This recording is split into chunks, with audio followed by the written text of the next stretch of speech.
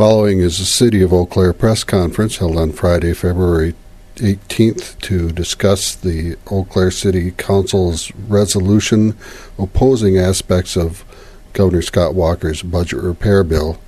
It's introduced by City Council President Kerry Kincaid, and speaking are City Manager Mike Huggins and Larry Balow, Mark Olson, Dana Wachs, and Andrew Werthmann, members of the Eau Claire City Council. It lasts about 40 minutes.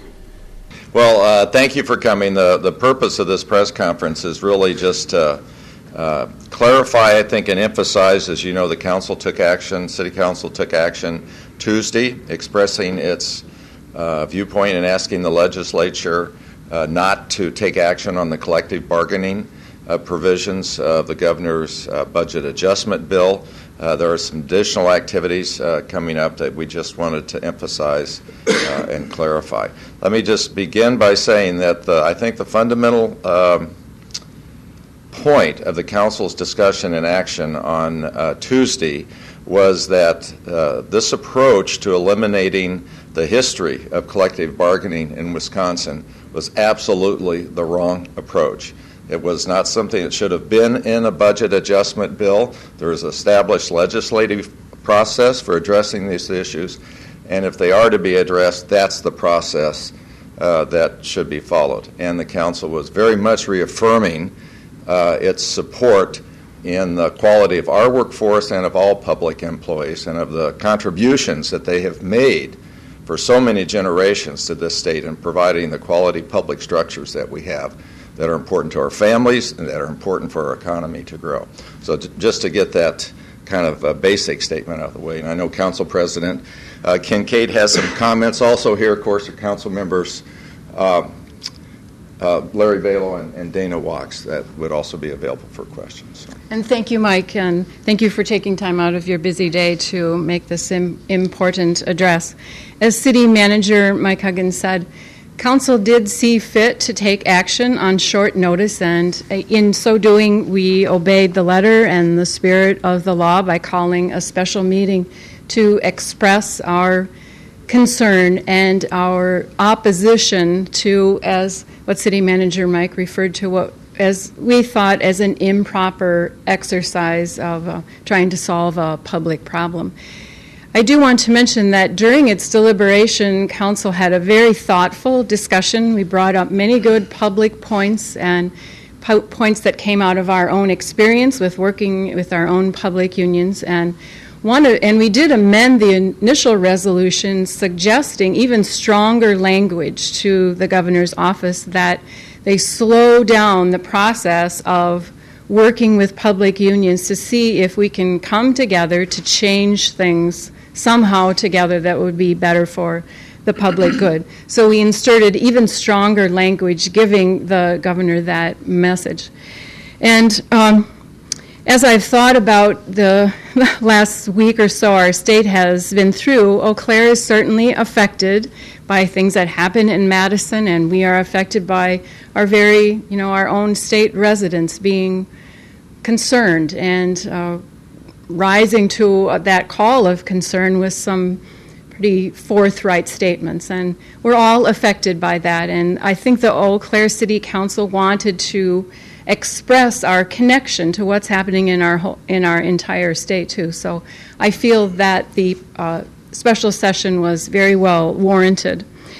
As I think about more information regarding being a public employee, I've had a chance this week to read a brief by the Economic Policy Institute that was just published in February of 2011 that indeed shows, in a well-founded research, that if you compare apples to apples, that is, if you compare employees in the public and private sector, and they have equal education, equal hours of work, equal working conditions, equal job descriptions, that still the public employees, comparing for all of those variables, make about 4.8% less than comparable employees in the private sector.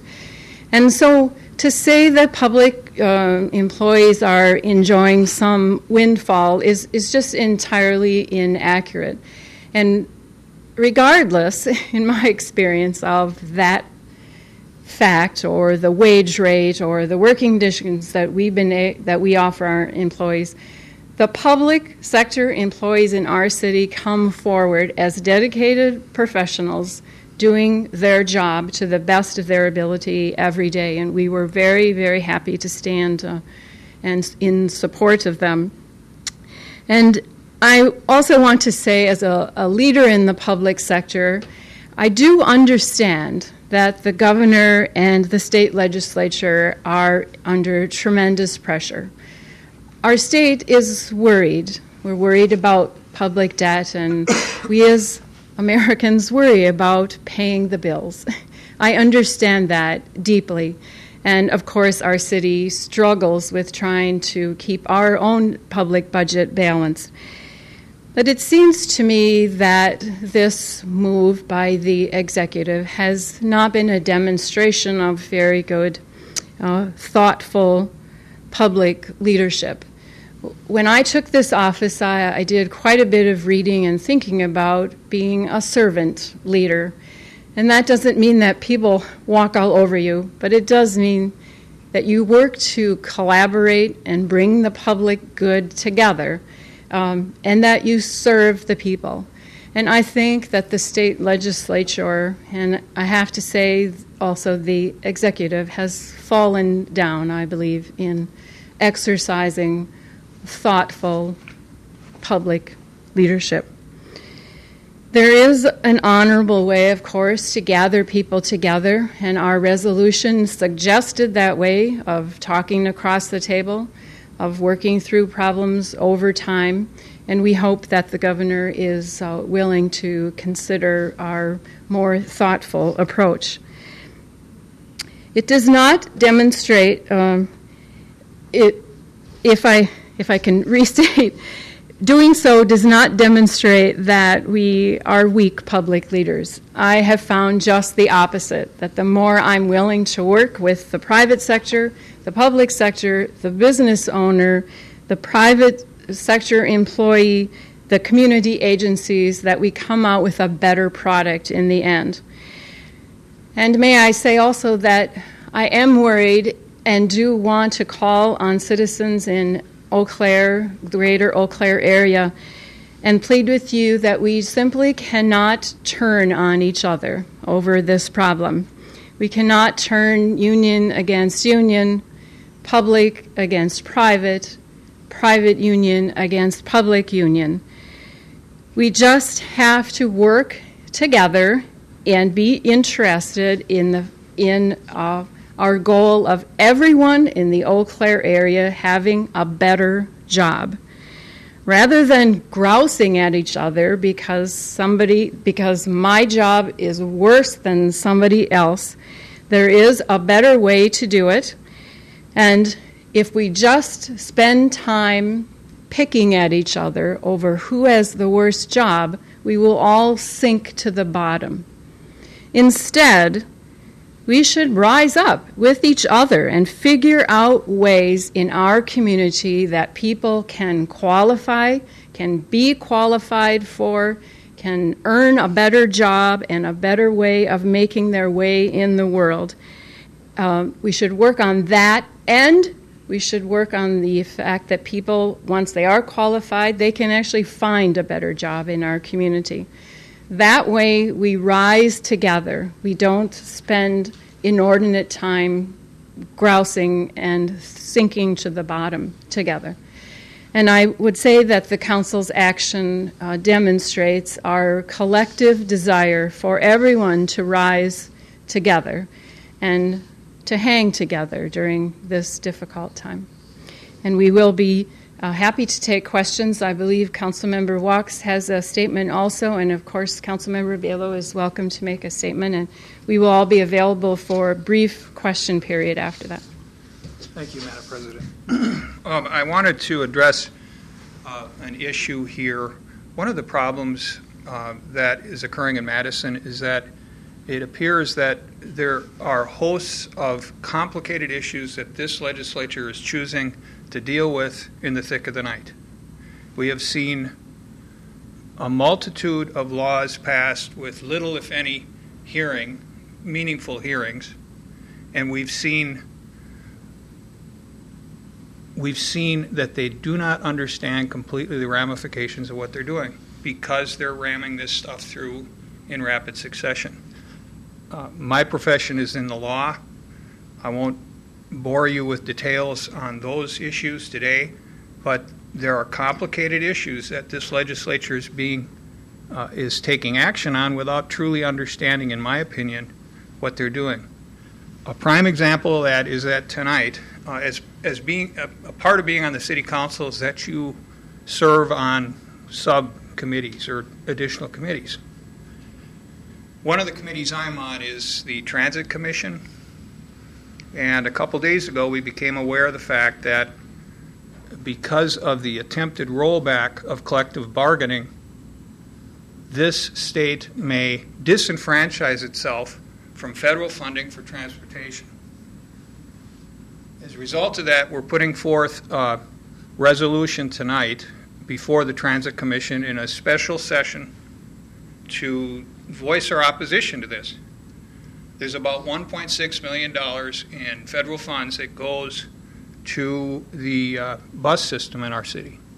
This is really critical funding. Now, whether this is by design or whether this is by accident because of the hurried fashion of this legislation, I don't know. But we need to act on it. And another thing that appears to be coming down the pike next week is that the legislature is at least considering desegregating the funds for transportation.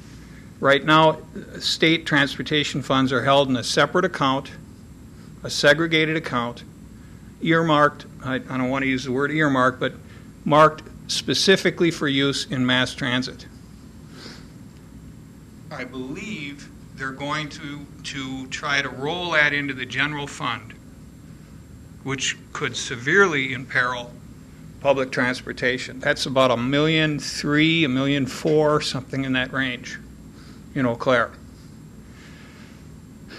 Either this is haphazard, not thought through legislation, or potentially, I'm just not going to ascribe any other motivation to it, but you can't pass massive bills in a short period of time.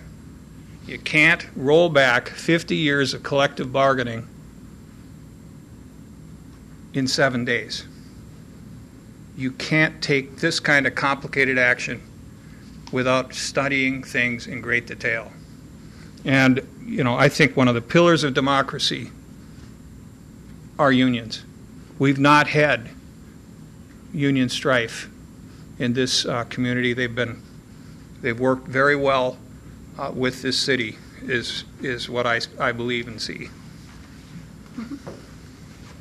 Do you wish to say, Mark, do you wish to say anything? Councilmember Mark Olson just arrived too, who I am very proud to say was the author of the resolution and brought it to council's attention ultimately to be passed by council, but I proudly introduce Councilmember Mark Olson. Thank you. We're just each making a few statements if you wish. We all realize the enormous financial problems the state's facing with a budget shortfall, but the method in which they're dealing with this is what we're calling into question. With the budget repair bill, we expected to see actual cost savings measures brought forward, which some of them will be hard to accept. We know the public employees were going to be affected. The governor made no secret that he expected a greater share of pension and health care benefits paid by the employees, which he felt were out of line with the private sector. And other programs will need cost cuts, adjustments, realignments to close the budget gap. But let's review them, discuss them in an open and transparent system so the people understand the consequences of these. But to strip away all the collective bargaining rights of the public employees, which they have negotiated and earned by their hard work, even without sitting down with them, is unjust and unfair. The ramifications of this action has no real savings to the budget woes that the taxpayers of this state face. It's just a distraction to keep us from focusing on the real problems that have caused this incredible strife. Governor Walker says there's no reason to go to the bargaining table with the public employees because there's nothing to bring to the table. But he's forgotten the greatest thing he can bring: respect. What's the hardest quality to achieve and the most valuable for any leader? It's the respect of the people. Not everyone's going to agree with you all the time, but if you respect them, they'll follow your leadership. Let's concentrate on the true financial problems we face and work together to solve them in a fair and equitable method. Being cautious not to cripple our economic growth, so desperately needed for the future of all the people of this great state of Wisconsin. Thank you. Thank you. Do you want to say something, Mike? No. Well, I'll just briefly say a few words. After everybody's talked, I think they've really covered it quite well. I think it just boils down to the shock of this whole thing is at the speed of the legislation that's moving through it. I don't think there was any real shock that Governor Walker was looking at eliminating and forcing municipal employees and state employees to start paying part of their pension and part of their insurance. But I think everybody kind of felt that there was going to be a process throughout the summer and a process of negotiating with the unions. I think what shocked everybody was the fact that he was willing to eliminate bargaining and to move it very quickly. The biggest thing is that, and I'm not here to defend anybody or to try to take sides. I think that it should have been done through negotiating. And in a little bit of a way, and this might sound strange, but I think the big shocker is going to come Tuesday when the governor comes out with the budget on Tuesday. And I think everybody's going to be, wow, boy, this is some pretty deep cuts. And I think what happened is that the reason that I think that they came out ahead of the budget is that he was looking to cut some of the benefits to offset the hit that everybody's going to take on Tuesday. And I think that was kind of his plan. But I don't think that he let people know that collective bargaining was going to be part of this. And I think that's why everybody, has really kind of dug their heels in. And in the history, people have got to remember the history and how we got here. Back in the late 70s, we used to have strikes in the state. And the state recognized that providing interrupted services was probably the most important thing that the state could do. And in the early 70s, that's where arbitration came from, was that every union in the state was required to put a no-strike clause in his contract because the state did not want any services disrupted, because disruption in the state really wasn't good for the state, wasn't good for business. And for almost 50 years, we have looked at the state. We have had absolutely no disruptions in service. We've provided great service to all the cities in the state of Wisconsin. I'm afraid if that collective bargaining leaves and strike clauses are left out of contracts, I'm afraid that we're going to be stepping back about 50 years. And the problem is it's going to be very difficult to turn that back around again. Like I've said to several people, you've got to remember, this is not a constitutional change. This is just a change in the law. We've got another election coming up next November. And people that disagree with Walker's position, next June, people will be circulating nomination papers and we'll be looking at a new bunch of people being elected in Madison. And I hope people are listening, because if you're dissatisfied next June and next November, You got to get out and you got to vote. So, thank you. And any of us would be happy to entertain questions by the press or people in the audience, if you have any. If you want to direct your question, it would be helpful to us. Mike, Mhm. you had said at the end of the city council, the special session, that you were going to go about getting this resolution to the other lawmakers, to Madison, in multiple ways. Have you gotten it there, and if so, what's the response? Yes, certainly the emails, the phone calls. What we did, though, we had the copy of the resolution, signed resolution, sent by UPS, delivered Thursday morning to all of our legislators and to the majority and minority members of the Senate and the Assembly. As you know, it's almost impossible to get through by phone or email, either to staff or to the legislators themselves. Have they responded at all? No. To that? And it's, I would say it's not surprising because of most of the phone message is kind of the boxes are full, so their ability to get back to individual ones, but I have not heard back from anybody. I mean, the governor has called us since then and talked with us on a separate matter. I mean, Has he called us? No. No. he hasn't called it.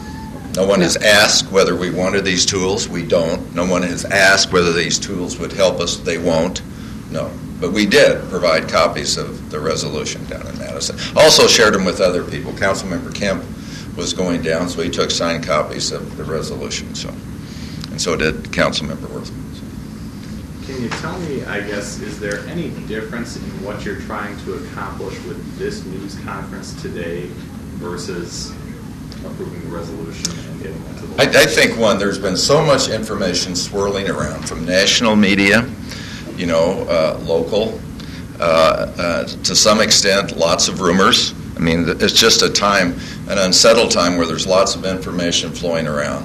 So one was to provide an opportunity to clarify that, as Councilmember Wachs said, also to try to indicate that there's a special meeting being held by the Transit Commission tonight, some developing issues that we didn't know of Tuesday as they deal with our public transit. If I could add to that, the council recognizes and takes very seriously its leadership role for our citizens. And I think by calling this news conference, we are able to clarify our position. We're able to get the message out that we understand that we're responsible for all citizens in the city, and I think a venue like this helps our citizens have confidence in our leadership by explaining clearly the motivations for the resolution and what action we wanted to come out of that. So it helps us be better leaders for everyone. Andrew? Councilmember Andrew Werthmann is here with us today too, and we'll make a few statements. Thank you. And I just, I'm sure many of you might have already heard the word in terms of an extension that Governor Walker has talked about with his budget, the release of his budget, and most of it being because of the fact that he didn't want it to happen all at once and wanted to sort of spread it out.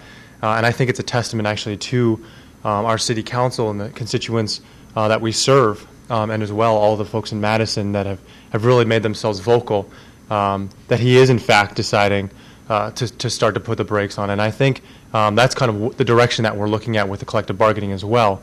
I do believe he's still going to make a statement next Monday, but in fact the release of the budget won't be on time.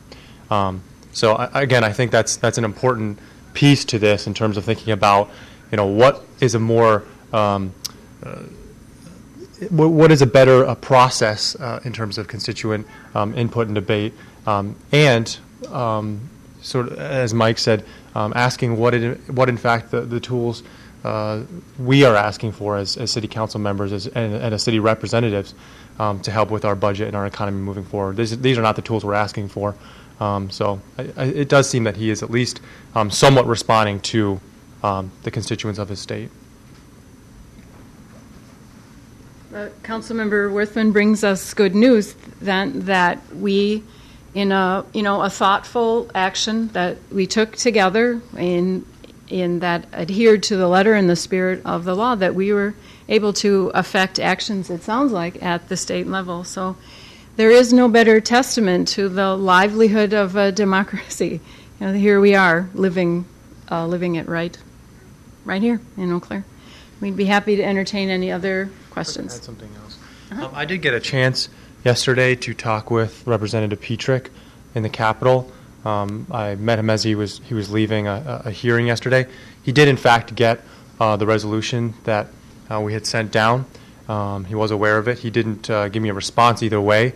But I do know, and this is, I suppose, a little bit more hearsay, but that Representative Bernier also did receive our resolution, and I know that our actions as well as the county board are making a difference in their deliberation on this issue in terms of realizing just the impact of what this means. And I think it does speak volumes to the fact that so many people showed up, well over 100 people showed up here and to the county board meeting, more than on most issues we ever have.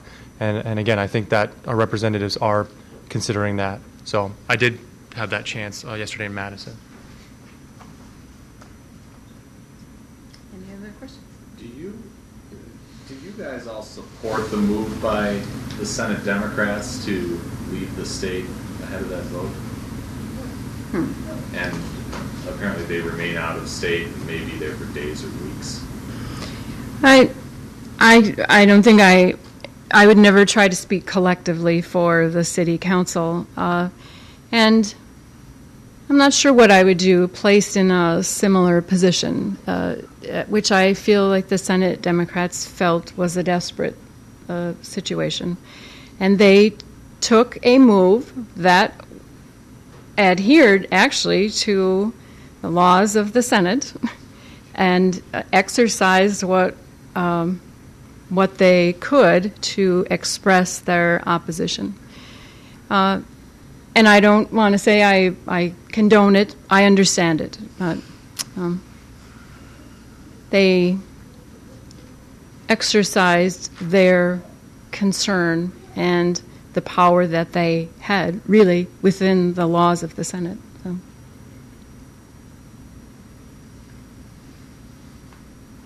I'll add to that as well. Okay. I think it's important to realize that just in the way that we held a special session for Eau Claire City Council, and I think there's an awareness as to how rare that was. It was called for in this circumstance in terms of the effect that this is going to have on constituents in our city and across our state. I believe the Senate Democrats realized the same thing, that extraordinary measures were called for in a situation that has such a dire impact on workers in our state. And again, I won't speak for the entire council, but I think that such a measure was needed and necessary, and certainly will hopefully play out to allow for more collaboration, more conversation, and a better road moving forward on this issue. So I think it somewhat mirrors what we decided to do in terms of holding a special session to really make a point. I think that you have to review the actions of the Senate Democrats in the context of the occasion. We had been, the Senate had been considering and passed numerous complicated laws prior to this collective bargaining law. In rapid succession, these things are coming through.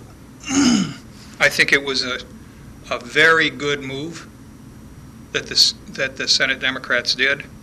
I think it brought attention to the fact that there are wholesale moves taking place without studying the ramifications of them, or the need for them.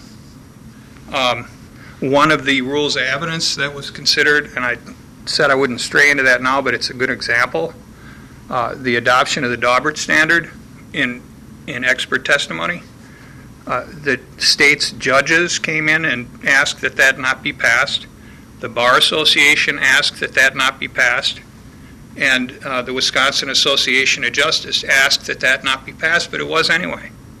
So I think what the Senate Democrats did brought attention to the fact that there's a lot of things that are passing through here in rapid succession that are changing the nature of our society, and they needed to be addressed. So I think it was a needed, again, in the context of multiple bills being rammed through in a short period of time, I think it was a justifiable option. Without hearing directly from the governor or other lawmakers, and this is my assumption, that your resolution had something to do with this budget being delayed, how can you then jump to that?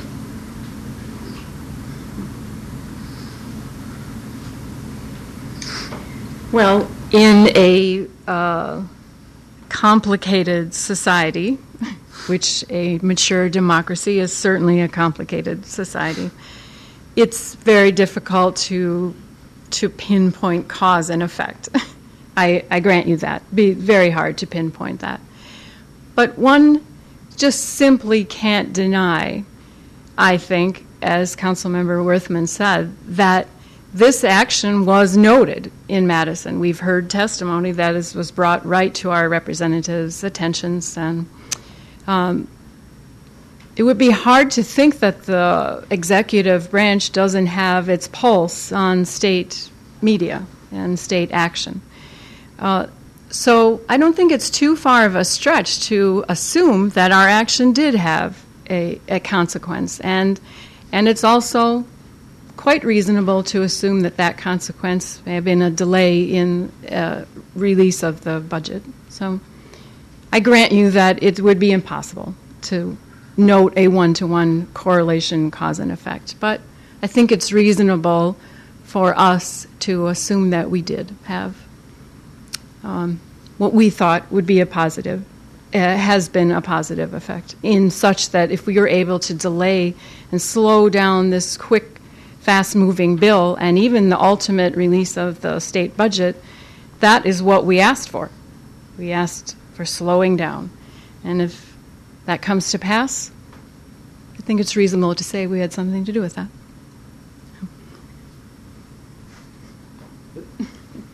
I would agree with that. I mean, cause and effect is hard to determine, particularly in a state of political affairs that we're in right now, but I think it certainly has an impact when a nonpartisan body like this passes a resolution like that unanimously. I think that speaks volumes to anyone. This isn't directly to your question, but I spoke with representatives and state senators, well, rather their staffs, from other areas of the state, and I was surprised actually that they had all heard of our action. It was actually, yeah, and I'm thankful in a large part due to what you guys are able to do in the media and the press to be able to actually get out the word. But they had all heard of it. They all knew that it was passed unanimously, and I introduced myself as city council member from Eau Claire, and they said, "Oh, you guys passed the resolution." So the word was definitely in the halls of power in Madison, and as to our city council members' statement about cause and effect, it is hard to tell, but it's definitely there's an awareness for it. Is that because Eau Claire City Council and Eau Claire County Board are the only ones to pass such a resolution in the state, or do you know of others? To my knowledge, we are heretofore the only two, well, one being a county and one being a municipality, who have passed such a resolution. However, I do believe that the La Crosse City Council has also considered a similar resolution. To the best of my knowledge, maybe other members know more. I've heard that La Crosse and Oshkosh, but there's been discussion of whether anything's been approved on it. And we hope it's something that citizens are proud of, that we took this initiative and did so honorably. To the extent that we change things, we'd be proud of that and hope that you are too. If I could just add one comment on that, and maybe it's a belief in our democratic system, but I would hope that if information came forward correcting erroneous assertions that were being made, such as we ask for these tools, such as we want to get rid of collective bargaining, if information came forward making it clear that that is not, in fact, the case for us, I would hope that all of our elected officials in Madison that would be something they would take into account. Whether it did, don't know. I would hope it would, though.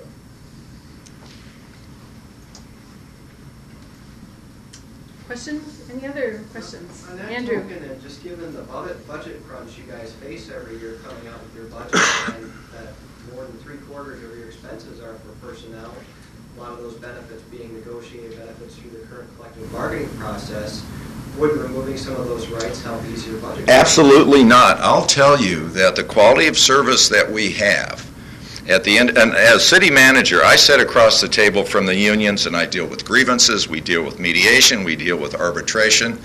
I don't have a problem standing up in a meeting and having our employees, our union members ask me questions, and they ask pointed questions, well-informed questions, tough questions. And at the end of the day, through all those discussions, I firmly believe that the work that we do, the quality is much better. So is it tough? Of course it's tough. It's tough because people have different points of view, but because of our unions, we do a much better job of providing service than would occur, say, in a right-to-work state. I will also say that one of the reasons we were able to overcome that 50+% increase in health insurance several years ago was because of the active leadership of our unions in doing that. I would say also that one of the reasons that we balanced our budget at 09 and 10 was because of the leadership of our unions in stepping forward to accept a 1% wage settlement when that was not the case across the rest of the state. And we settled our budget without any disruption in service. And I think that's because of our unions, not in spite of it. So this notion that we'd all be better off without, first of all, we wouldn't in Eau Claire, and in the long term, certainly the citizens of Wisconsin are not going to be better off. Absolutely. Andrew, it's no small task what the city manager spoke about, such that we negotiated our health care coverage costs with our unions. That is no small task. But we did so successfully in our municipality through an interest arbitration process where we sit down across the table, go back and forth, go back and forth. We worked with Group Health, a local health insurance provider, and we dramatically decreased health insurance costs. And in fact, because we negotiate 2-year contracts, 2 years ago we had a mere 3% increase in healthcare, a 7% increase in healthcare costs. But this year, the year we're just about going to end, we had a 0% increase in healthcare coverage insurance costs. 0. And that is because we worked together across the table. We instituted a wellness program that had 100% participation. We did biometrics on every single city employee. That means we checked blood pressure, we did a little health assessment. We had 100% participation. And in fact, we have become a model for the Group Health Cooperative for how you initiate preventive medicine and wellness programs in a large working organization. So that is a small testimony of how we've worked together with 5 bargaining groups in place. And so to say it's not possible, it's possible. I don't have much to add to that, but I would venture to say that this cooperative arrangement between labor and administration here is due in a large part to the respect of the two parties. Treating each other with respect is important, and that's a lesson that could be learned in Madison right now. Other questions or Tim? I guess I'll step up to this one since I'm probably the most, since Larry's been retired or gone for quite a while, I'm the most current former employee of the city.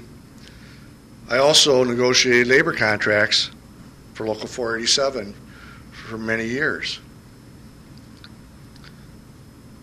And when I talked earlier about respect and the importance of it,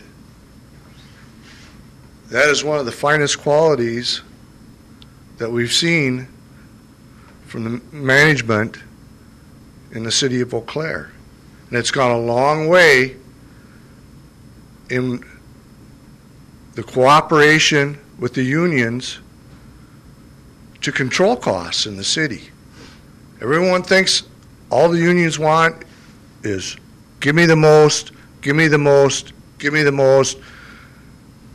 That's not it. When we sit down to negotiate with the city, we understand what the financial limits are. And we look, when we sit down in those negotiation sessions, and we actually discuss how things can be done better and how improvements can be made to save money in the city. We're not just asking, give me, give me, give me. We're asking, what can we do to be more cost effective to help the city? So to say eliminating collective bargaining, you're going to solve all the problems, you've created more problems. You're losing a lot of great ideas from a lot of great workers.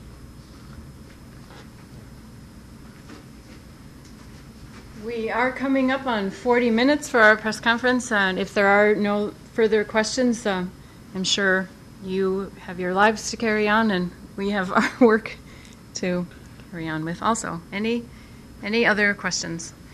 I'm very grateful to my fellow city council members who came down today, and of course to our city manager, Mike Huggins, and especially to the media in our city who allows and makes this open forum possible, and we all have a safe place to view our opinions. It's really a precious thing, so thank you to you too. You've been watching a City of Eau Claire press conference held on February 18th to discuss a resolution passed by the Eau Claire City Council opposing aspects of Governor Scott Walker's budget repair bill.